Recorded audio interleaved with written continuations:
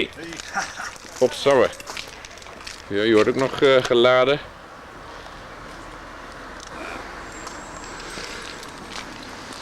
Jawohl.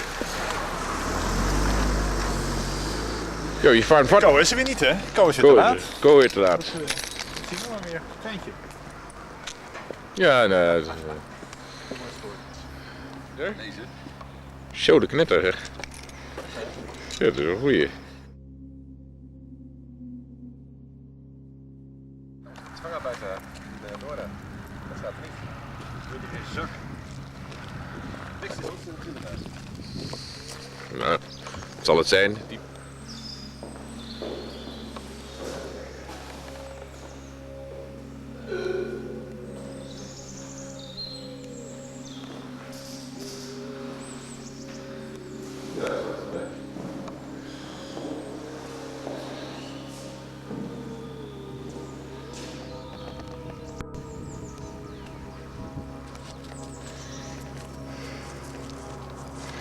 Even naar binnen. Ik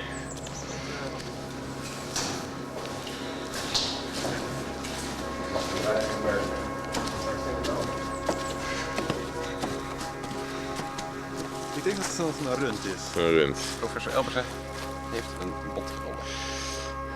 Zo, Wat verdamme. er zit pis in. Nee, dat is niet zo... Doe maar.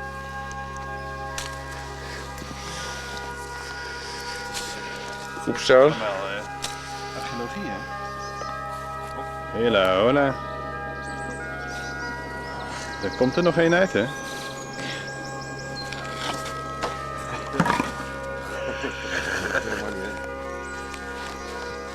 Zal deze meneer eens even interviewen? Nou meneer, je zit er nog.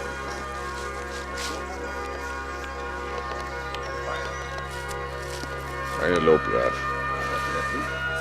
Pinkelend. Maar dit is duidelijk wel. Dat is leuk.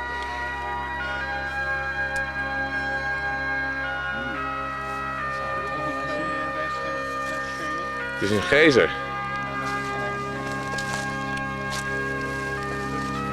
Ja, zeker.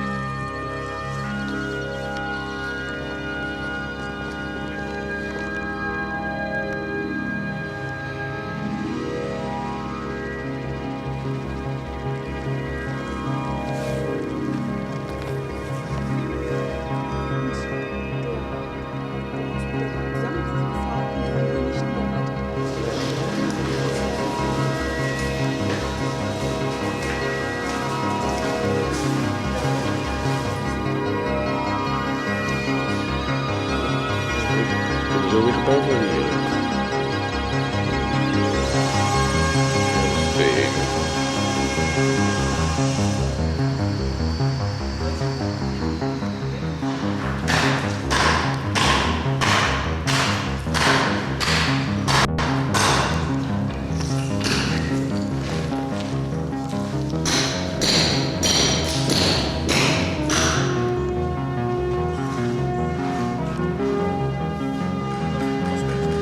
Doet hij nog asbest? Ja? Gray day in December, just 2 weeks before Christmas. The sea hunters, accompanied by Billy Cram, enter the caves of Dora for the first time.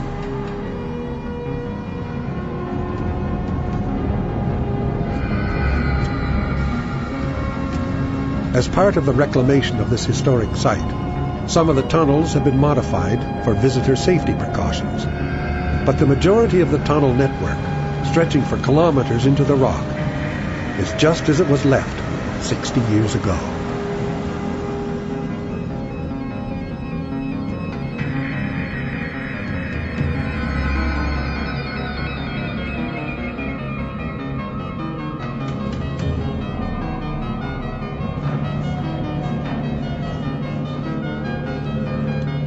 Reminders of the past litter the stone floors. Machinery, tools, rocket components lie rusting in the damp and darkness.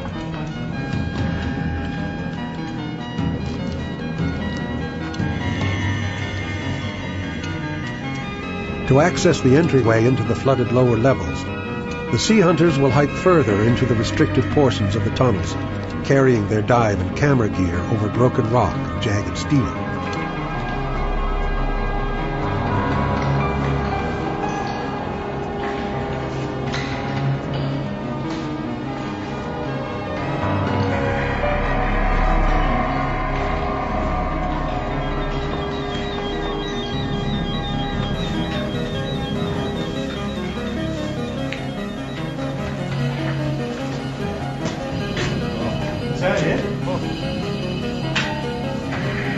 This is the portal back to 1945. A grim pit, sinister and foreboding for divers used to the open sea. Below, the factory tunnels have been flooded since the Americans left. Their shame hidden for decades. Certain sections of the tunnels housed assembly lines for the V-1 flying bombs, as well as aircraft engines and other sophisticated assemblies, but most of Mittelwerk was devoted to the production of the V-2s. Some of the tunnels at Dora lie beneath the water table, and so during their operation, power was on, pumps were constantly pulling the water out to keep the tunnels from flooding.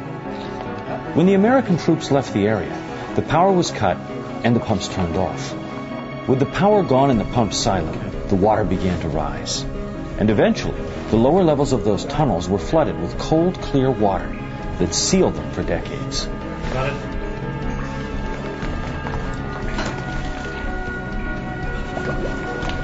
We had to very carefully consider dropping our divers down into this hole.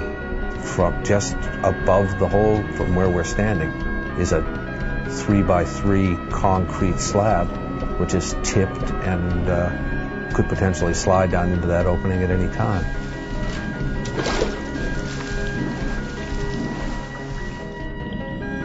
I'd never seen an area where the silt was as fine as it was in this workshop. We didn't have the luxury of being able to shoot it twice. If we'd stirred things up, it would take a week for that silt to settle again. And that was something we couldn't do. We had one chance to get it right.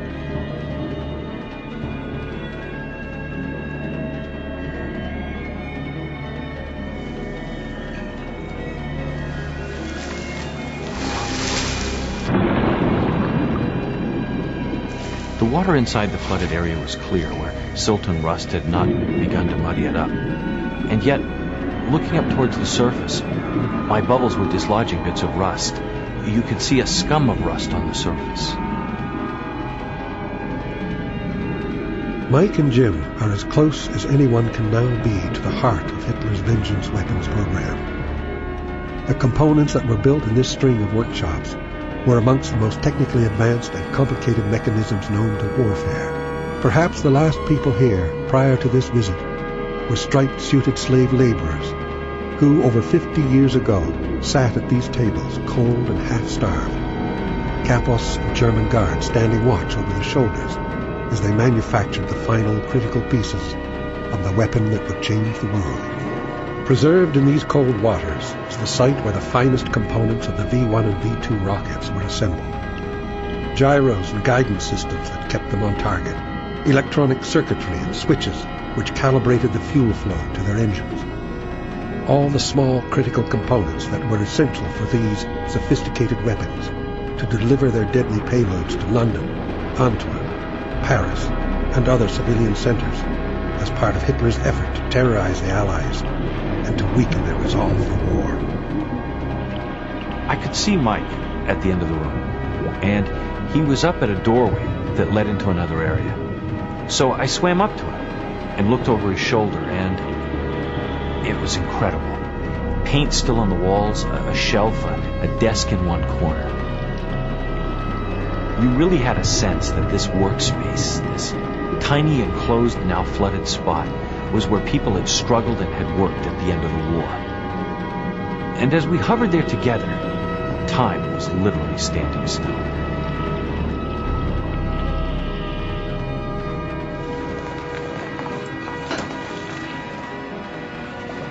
It's incredible. I mean, it's just like they left. You really felt like you were dropping back into that office, that workshop, 1945. Well, this is to me, this is just the wonder of getting underwater. Yeah. You know, if this had been on land and accessible, there'd be nothing there. No. But the fact is that you can actually go back and access it, but only in a very special circumstance with all of this equipment. Right. It makes it possible to go back in time.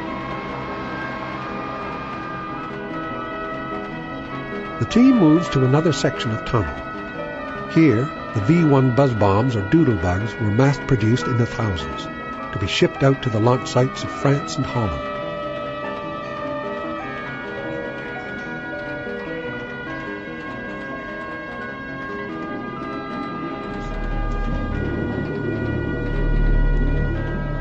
Again, here was a flooded area that was untouched since 1945. Imagine that the ceiling beams had supported a floor that held parts. And as we progressed along this tunnel, the rockets too progressed along the tunnel. And at each stage, the parts were assembled so that at the end of the line, you would have a completed rocket. And so as you moved over and under the beams, you entered into new storage areas for the parts.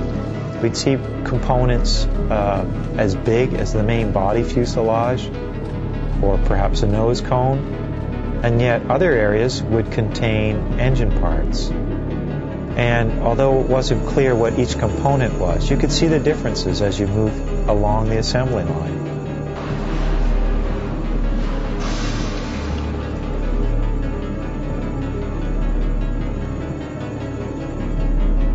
And you also saw things like the original signs that were there to either to designate different component areas or just simply warning signs. It was unlike a modern factory. As you went back, there's just different levels of equipment? Oh yeah, it's as if this were a workshop or a sort of assembly area, and each partition represents a new function or a new station for pieces maybe to be added or to be stored.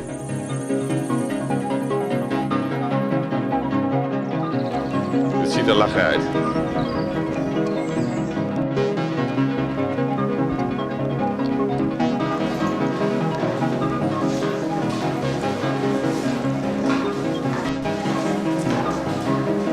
Ganz oben.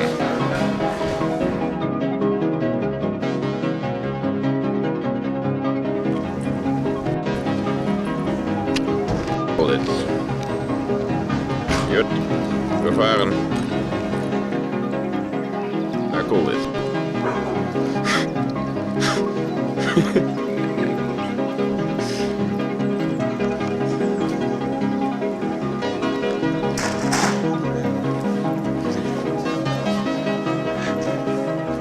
Hele goeie dit. We kunnen er niet in.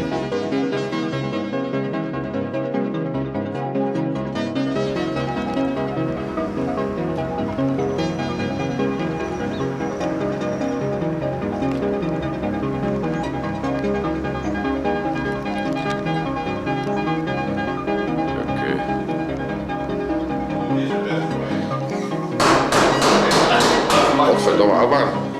Even kijken hoe het hier ook weer was.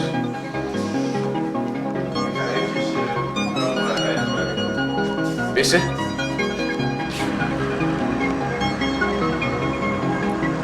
Gemütlich, niet?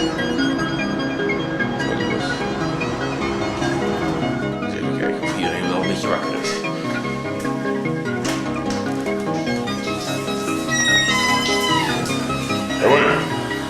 Godverdomme. Even kijken hoe het hier is. Dat staat hier nog.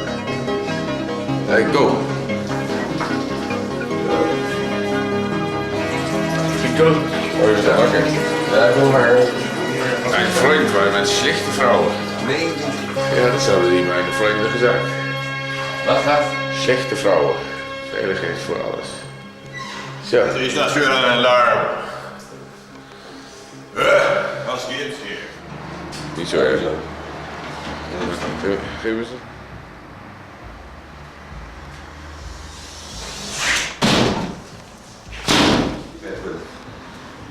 Hey,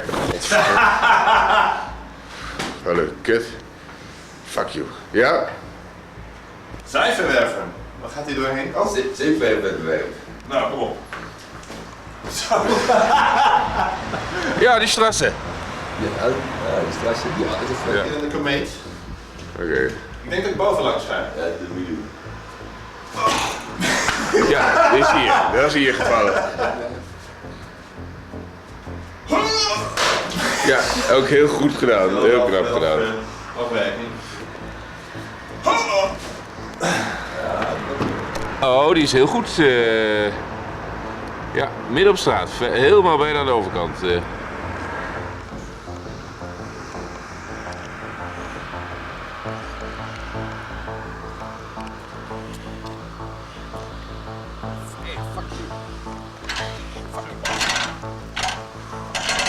Jawohl.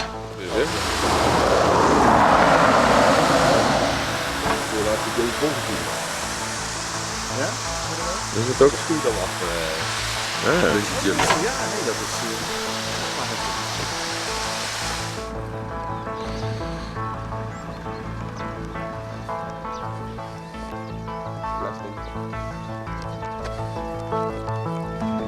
niks hè? Nee, nog een beetje oud. Een wielbus. Kijk go.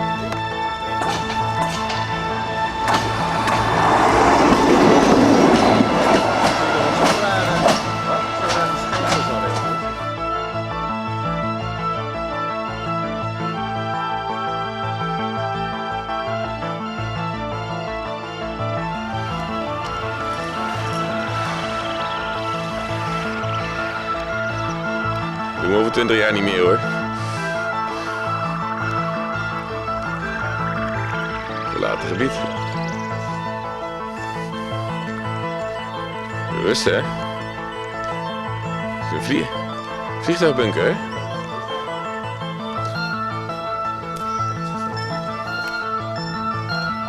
Ja.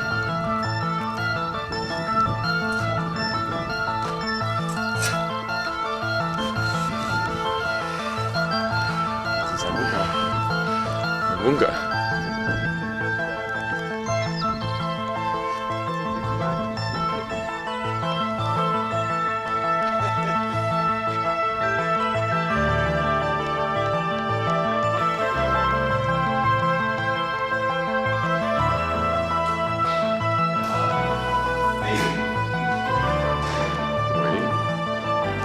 Dat is echt handwerk.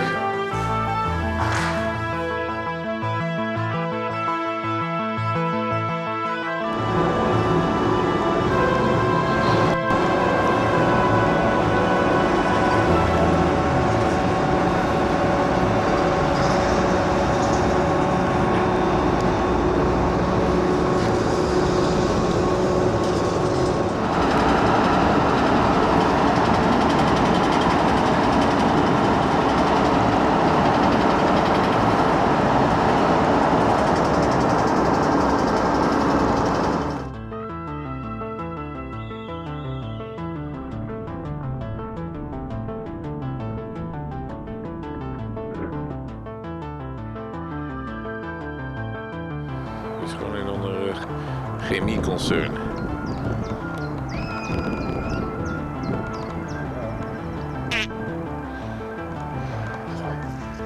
Ja, voor hoef je niet te maken. Kun je je goederenwagen mee stoppen. Machineplaten heb ik. Ja, dat is leuk. Ja, dat is toch... Hoesjes staan helemaal open. Het is scherp. Nu gaat hij uit. Nog een keer drukken. Dan zet hij weer aan.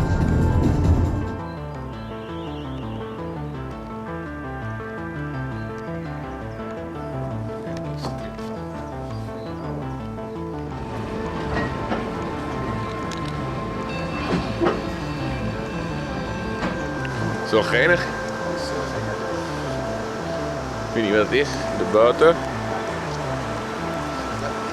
stap later weer terug in Tsjechië.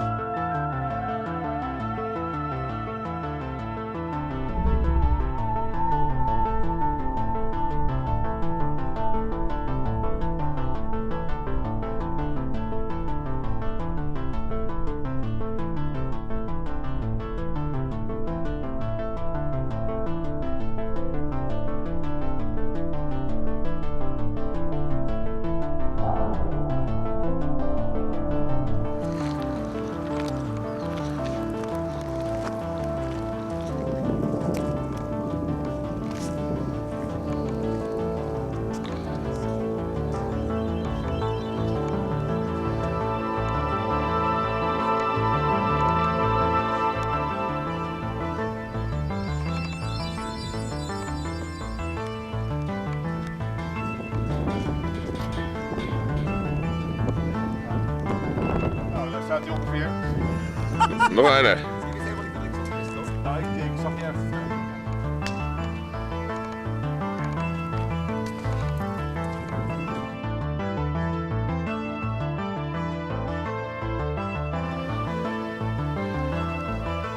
De hoofdzetel van de Vrije Republiek Schwarzenberg. Het is het afvat. Ik weet het niet.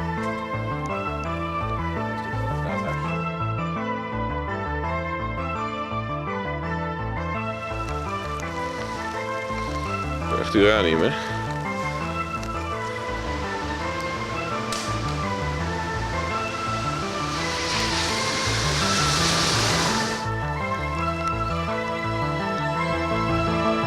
Zo.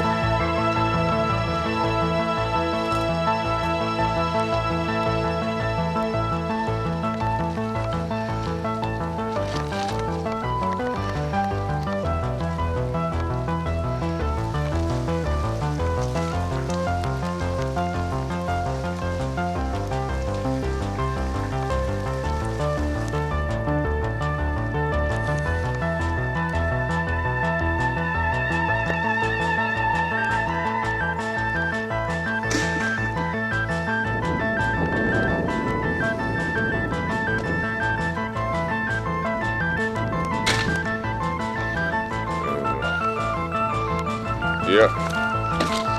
Dat is veel beter, ja. Heb je nog eentje? Ja. Je ligt er beneden tegen je auto.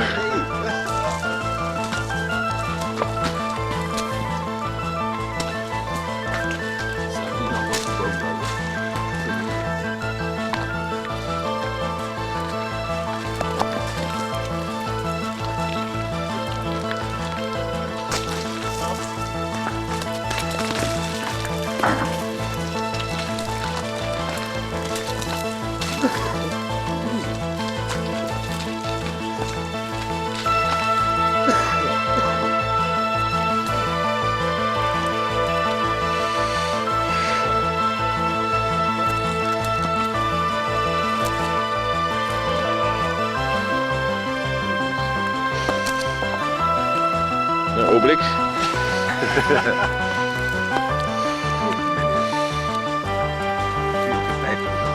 Dat zou leuk zijn. Dat je naar rechts zit en naar rechts toe. Kijk, dat is 18 uur. Ja, dat ligt er ook in. Ja? Ja, afwas. Afzeilen.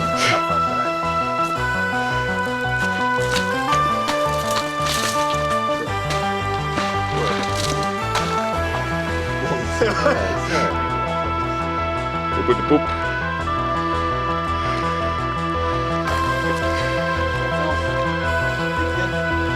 Ja, lul.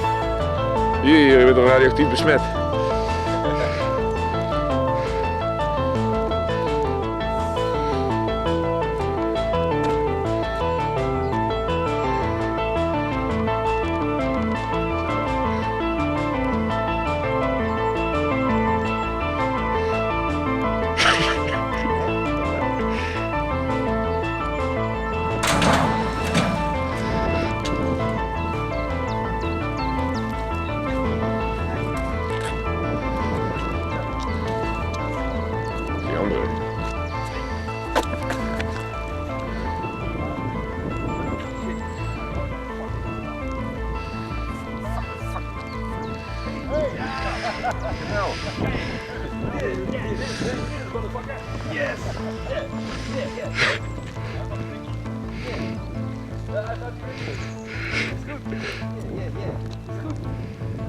Wacht op! Kijk eens naar de bocht op!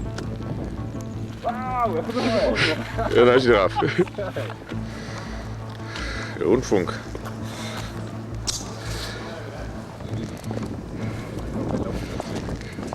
Rennen. Ja, doe maar. Maat, hè.